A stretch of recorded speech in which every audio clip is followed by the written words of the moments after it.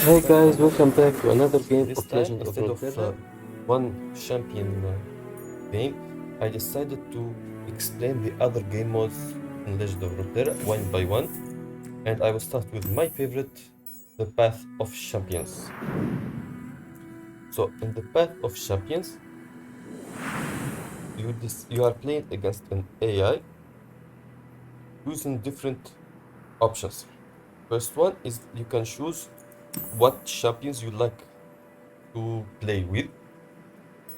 There is a few champions that you can select from. You will start with Jinx, and then you will unlock them based on the resources and missions that you perform.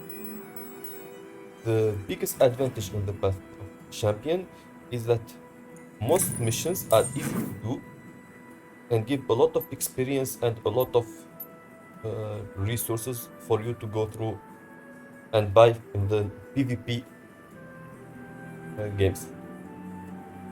So, as you can see here, in the on the right, you can change your champion. Here you have all the games that you can play. On top is the campaign. Every champion has a campaign for himself. These are world adventures uh, that are completed for me.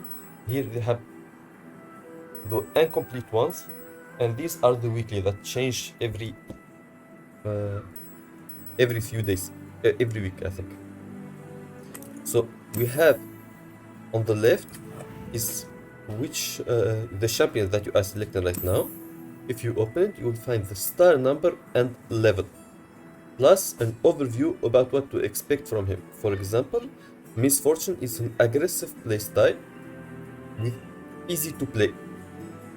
But if you change, for example, to swap champions for, I don't know, let's see, Atrox.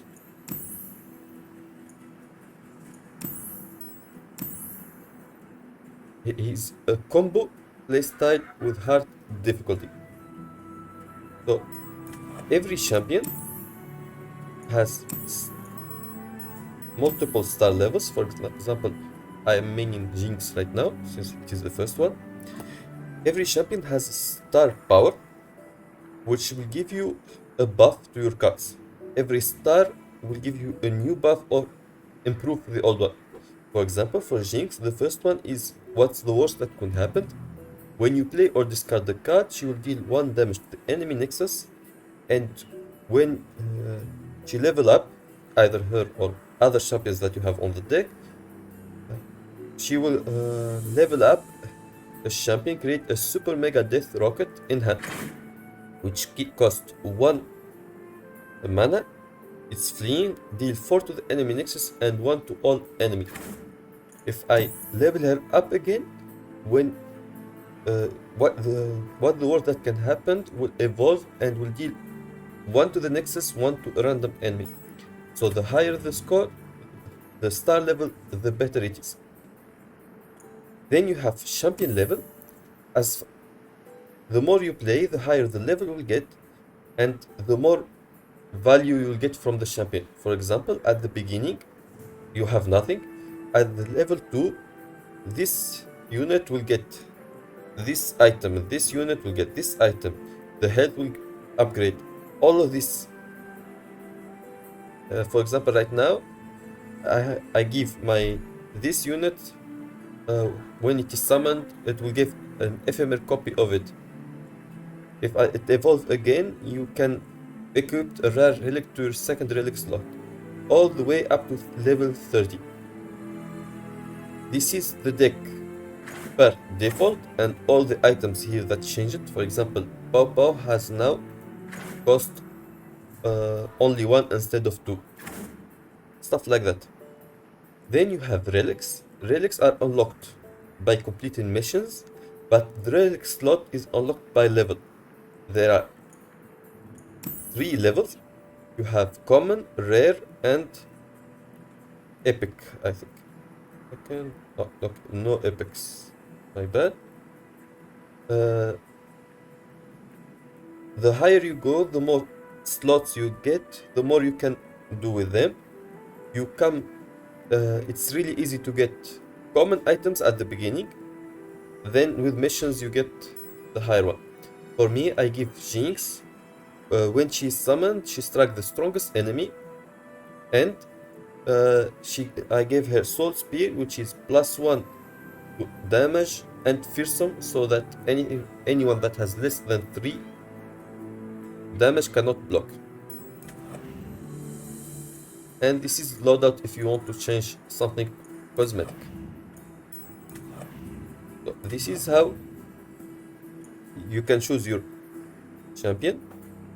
One more thing to keep in mind is that when you are doing a mission, for example, 1 out of 3 mean you need to finish this mission 3 times.